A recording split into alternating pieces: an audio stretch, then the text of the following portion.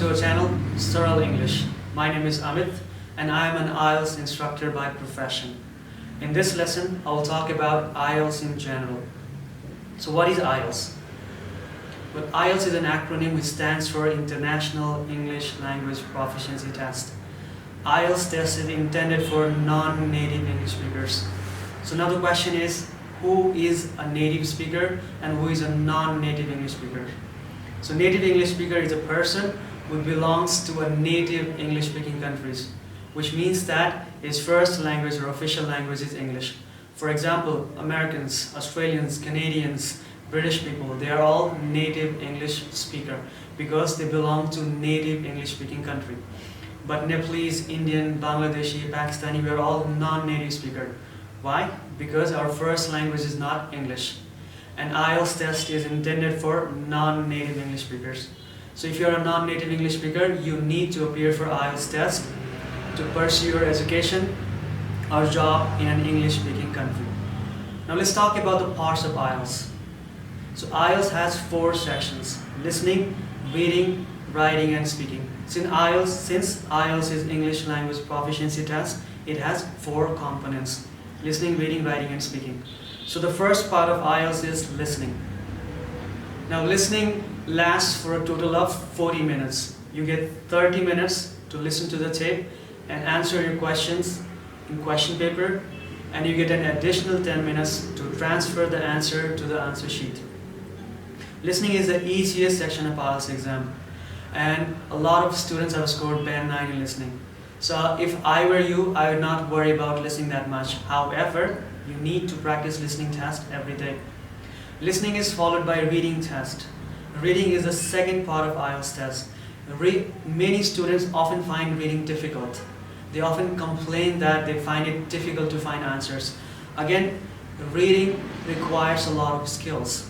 Listening is probably the easiest section in IELTS, but reading is slightly tougher because reading tests, especially academic reading, tests your academic skills. And there are plethora of question types. And there is no hard and fast rule for reading. You have to practice reading every day. There are plenty of question types: true, false, not given, yes, no, not given, multiple choice questions, diagram completion, sentence completion. You need to get used to advanced or academic English. And if you practice reading every day, you can definitely score band 9 in reading as well. Reading is followed by writing test. Now writing test for general test and writing for academic test is slightly different. The task 1 for academic test is slightly more difficult compared to task 1 for general training. In academic test, you have to summarize a table, pie chart, diagrams, maps, or a graph. So you'll get a graph, any random graph, and you have to summarize it within 150 words. And you get 20 minutes to write a response. In case of general training, you get to write a formal, semi-formal or informal letter. Again, you get 20 minutes for task 1. Now the most important part or the most difficult part of the entire IELTS exam is writing task 2, which is write an essay. So a lot of non-native speaker or a lot of students find it difficult to score band 6 or above in writing test. Again, writing for IELTS tests your advanced writing skills. So a lot of the students find it difficult because you are not used to native English writing skills.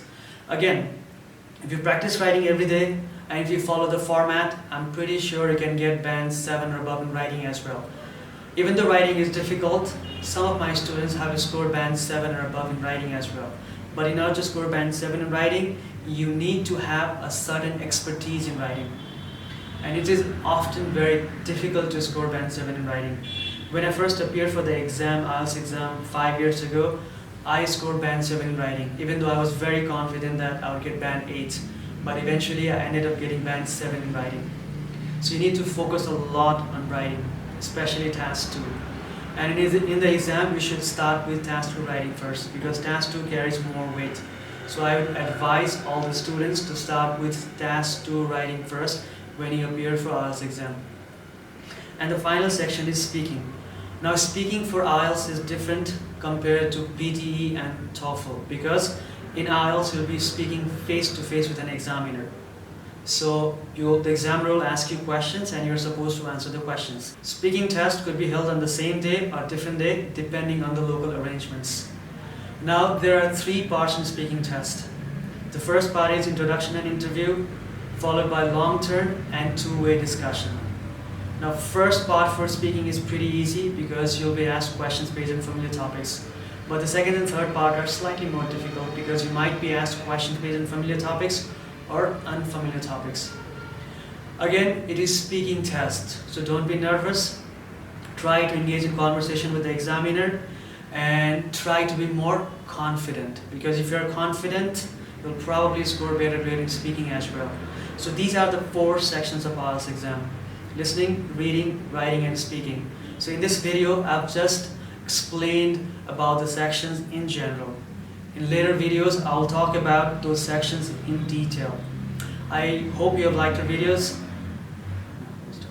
I hope you like our videos.